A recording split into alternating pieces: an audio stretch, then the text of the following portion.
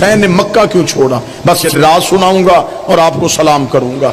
حسین چاہتے تھے کہ مکہ میں حسین جب پہنچے، حسین امامت کا اختیار بتائیں، حسین حجت کی اہمیت بتائیں، حسین بتائیں کہ مذہب میں امام کتنا ضروری ہوتا ہے۔ میں نوجوانوں کے لیے تمہید اس لیے پڑھ رہا ہوں تاکہ بات ان کے ذہن میں بیٹھے۔ امام حسین جب مکہ پہنچے تو امام حسین کسی مسلمان امتی کے گھر نہیں رہے۔ امام حسین اپنی نانی جناب خدیجۃ الکبریٰ کا جو گھر مکہ میں تھا، حسین نے وارث بن کے اس گھر کا دروازہ کھولا۔ حسین خدیجہ کا بیٹا ہونے کی حیثیت سے، رسول کا لہو ہونے کی حیثیت سے، علی کا لال ہونے کی حیثیت سے اس گھر میں مقیم رہے، لوگوں کو اسلامی مسائل بتاتے رہے، شریعت پہ فتوے دیتے رہے۔ بالکل جب عین حج کے دن آئے، حسین نے اپنے ساتھیوں سے کہا کہ فوراً احرام پہنو۔ انہوں نے احرام پہنے، آگے آگے حسین چلے، پیچھے پیچھے حسین کا لشکر چلا، پیچھے پیچھے حسین کے اصحاب چلے، پیچھے پیچھے حسین کے ساتھی چلے۔ لبیک اللہم لبیک کی صدائیں دیتے ہوئے حاجی کعبے کا طواف کر رہے تھے اور حسین حدود کعبہ میں داخل ہو رہے تھے۔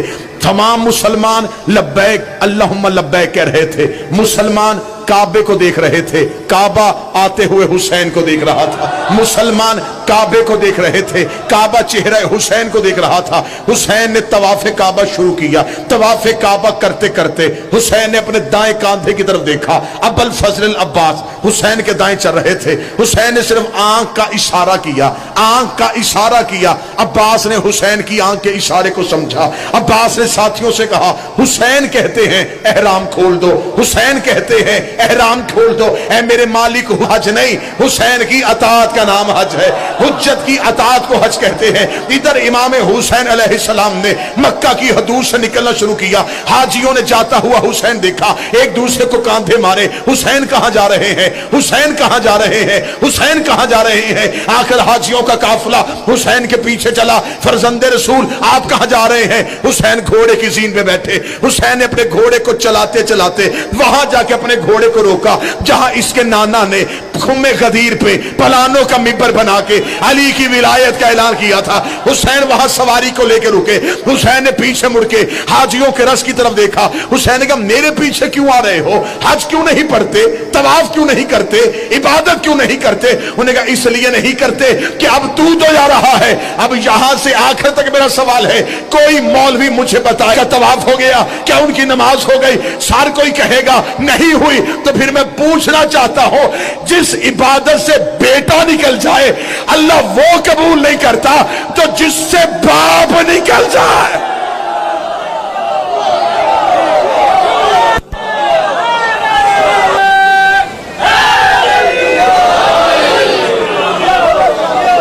امام حسین نے آواز تھوڑی تیز کر جا رہے ہیں، طواف کعبہ سے حسین نکل رہے ہیں، جاتے جاتے حسین نے عباس کو دیکھا، عباس خانہ کعبہ کی چھت پہ آئے۔ میں کل والے دن کا واقعہ پڑھ رہا ہوں، عباس خانہ کعبہ کی چھت پہ، چلو میں لفظ تبدیل کرتا ہوں، کعبے کی چھت نے عباس کے قدم چومے۔ اس سے پہلے عباس کا بابا علی بھی خانہ کعبہ کی چھت پہ آئے، حضرت بلال حبشی بھی خانہ کعبہ کی چھت پہ گئے۔ جب فتح مکہ پہ رسول نے کہا تھا کہ بلال کعبے کی چھت پہ جا کے اذان دے، حضرت بلال حبشی جلدی جلدی خانہ کعبہ کی چھت پہ گئے۔ کعبہ کی چھت پہ جا کے بلال پریشان ہو گئے، کبھی دائیں دیکھ رہا ہے کبھی بائیں دیکھ رہا ہے۔ رسول نے فرمایا دائیں بائیں کیا دیکھ رہا ہے؟ فرمایا مولا زمین پہ کھڑا ہو کے اذان دیتا تھا تو چہرہ کعبے کی طرف کرتا تھا، اب تو نے کعبے کی چھت پہ بھیج دیا ہے، اب سوچ رہا ہوں نیچے منہ کر کے اذان دوں اوپر منہ کر کے اذان دوں۔ رسول نے سنی کتابوں میں لکھا ہے، رسول نے کہا دائیں بائیں دیکھنے کی کیا ضرورت ہے، مجمع میں سے ڈھونڈ علی کہاں کھڑا ہے، مجمع میں سے ڈھونڈ علی کہاں کھڑا ہے۔ صحابہ نے کہا یا رسول اللہ علی کی طرح منہ کر کے اذان کیوں دلوائی ہے؟ فرمایا تمہیں نہیں پتا یا علی انت مثل الکعبہ، تو میری امت میں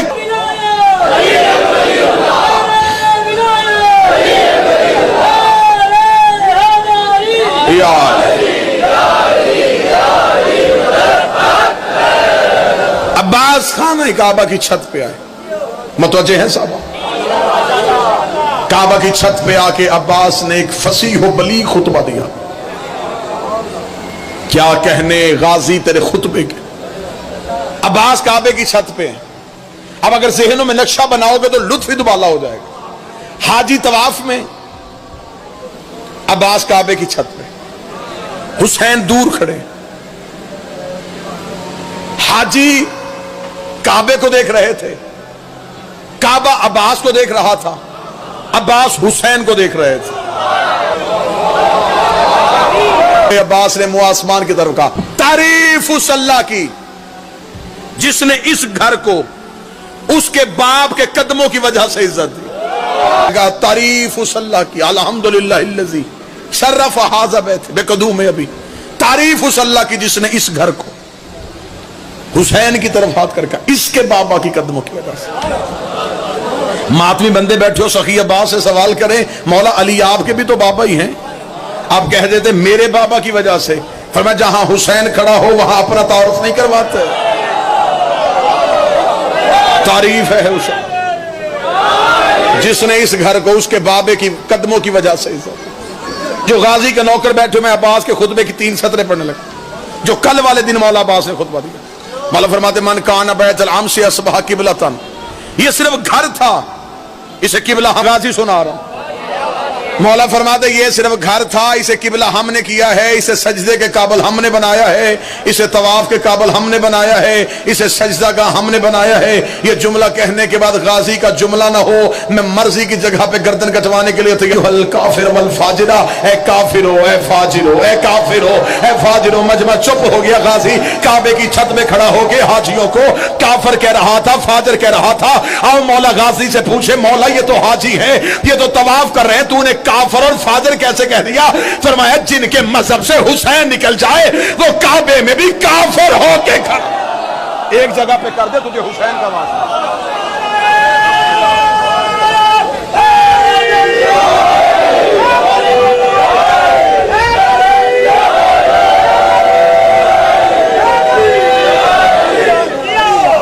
ए काफिरो ए फाजिरो।